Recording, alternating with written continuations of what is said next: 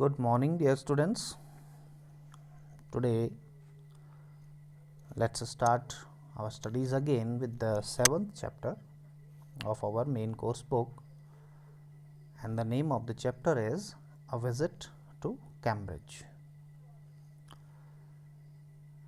Now, this chapter is written by Firdaus Kanga. Firdaus Kanga is a writer and a journalist from Mumbai. He was born with a disease called brittle bones, and he had so weak bones that they would break easily when he was a child. This lesson gives us a glimpse of the meeting between Firdaus Kanga and Stephen Hawking.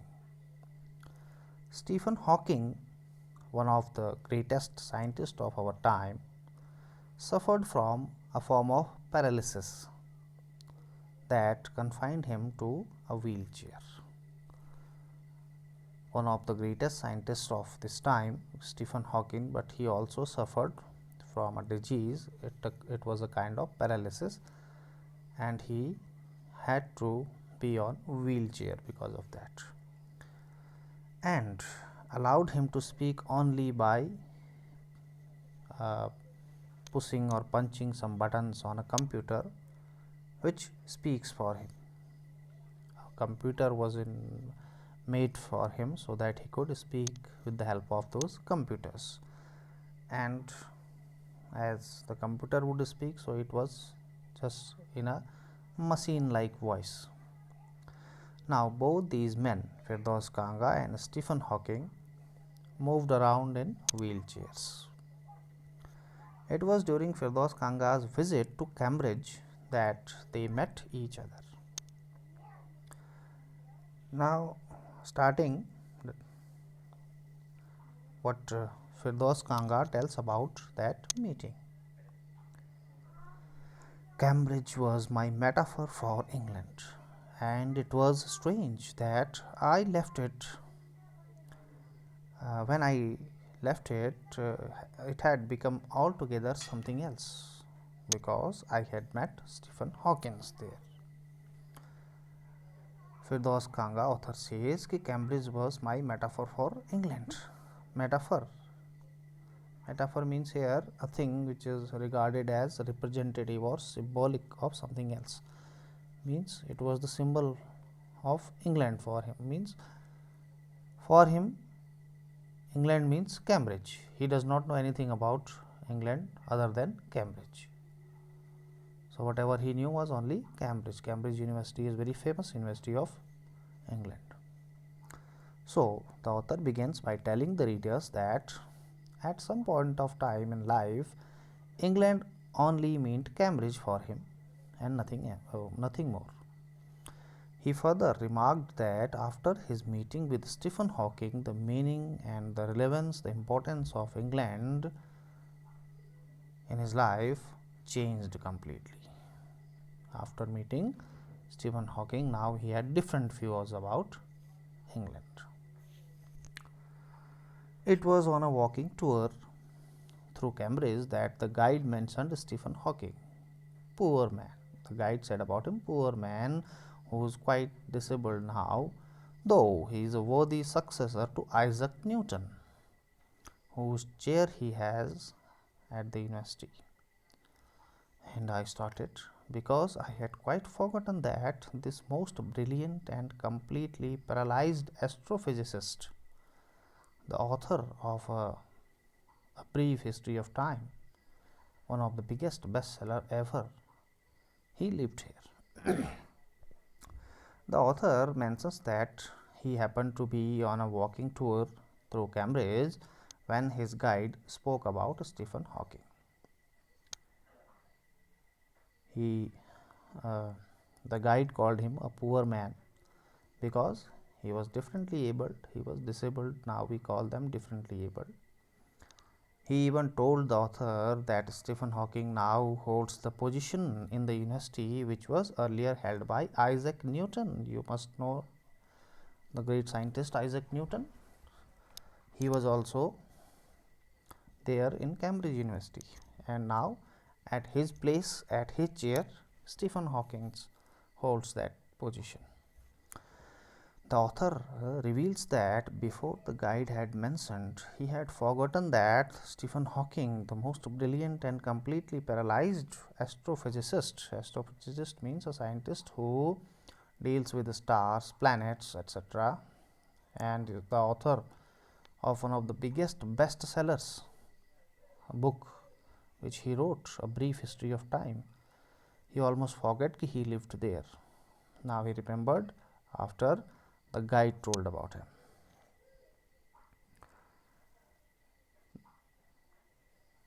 When the walking tour was done, I rushed to a phone booth and, almost tearing the cord so it could reach me outside, phoned Stephen Hawking's house.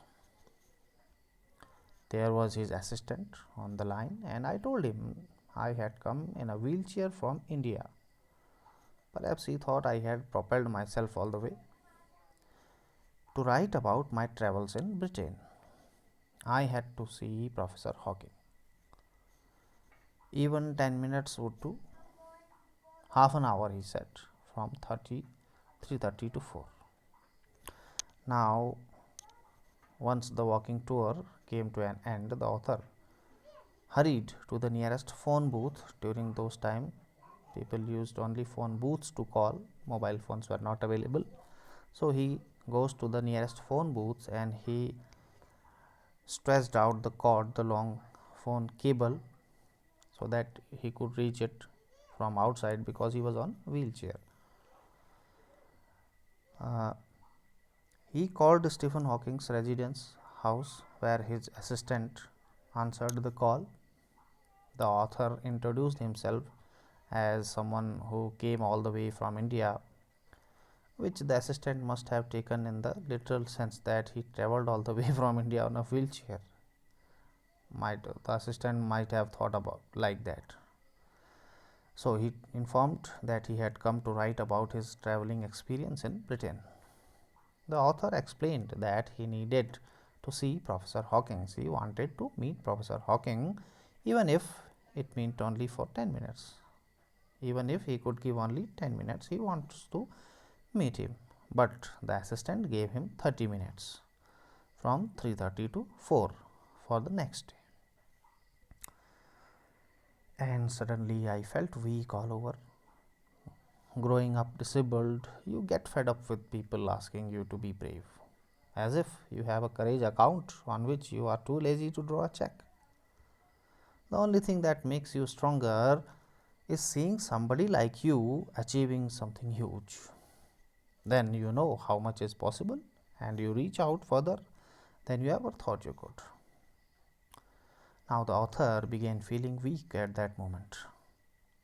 He relates how one is constantly told to be brave and cheerful when you grow up being disabled or differently abled, as if it were that easy. Means every time people used to tell you if you are disabled, people every time would say, don't worry, everything will be correct, you need to be courageous, be cheerful. Means every time he mentions that people think that one who is different is just lazy to draw a check on their courage account, as if they have a courage account from where they can draw a lot of courage using a check. That's how the people talk. In such a situation, the only thing that gives you courage and strength is seeing other person like you, another person disabled and doing something big. And it is only then you know that there is hope and possibility, which makes you go beyond your limits and imagination. I haven't been brave, said his disembodied computer voice the next afternoon. The next afternoon, when he went to see him, Stephen Hawking told him that he had not been brave, as he was imagining you need to be brave. But clearly, when he met him, Stephen Hawking told him, I have not been brave. I have had no choice, surely. I wanted to say, living creatively with the reality of his disintegrating body was a choice. When he said, "Yeah, I had no choice," mean now you had the choice and you chose this. Okay, living with the reality of this integrating body, this embodied structure. But I kept quiet because I felt guilty every time I spoke to him, forcing him to respond. There he was, tapping at the little switch in his hand, trying to find the words on his computer with the only bit of movement left to him, his long, pale fingers. Every so often, his eyes would shut in frustrated exhaustion, and sitting opposite him, I could feel his anguish, the mind buoyant with thoughts that came out in frozen phrases and sentences stiff as corpses. Means when next morning he went and he met Stephen Hawking, told him he had not been brave. He spoke in his disembodied computer voice. Disembodied body means separated from the body. And he had computer voice because he could not speak himself. Whatever he thought, his computer would translate it and it would speak for him. But he answered that he had not been brave and that he had no other option. Now, the author wanted to reply that living so creatively, even with this disability, was a brave choice, but he did not say, because as his guilt took over every time he pushed or forced Stephen Hawking to speak by talking to him, because he was not able to speak. So, whenever he would ask any question, he would be forcing Stephen Hawking to answer him. So, that's why he did not say that. He spoke by finding the words on his computer. Stephen Hawking spoke by finding the words on his computer and then tapping a little switch in his hand with the only remaining movement left in his weak long fingers. He would get easily fatigued, exhausted, tired, and would shut his eyes every now and then in frustration. He would get easily fatigued, means exhausted or tired. The author mentions how he could feel Hawking's pain as the thoughts in his intensely active and vibrant mind came out emotionless and stiff as a corpse. Corpse means like a dead body. When he says, I could feel his anguish, I could feel his severe mental pain, the mind buoyant with thoughts, means his mind, which was intensely active and vibrant with so many thoughts, that came out in frozen phrases, but those thoughts were so emotionless, as if like a dead body, like a corpse. He could see, he could feel all that. Okay, I think this much is enough for today. We'll be completing it in next video. Okay, that's all for now. Thank you. Bye bye.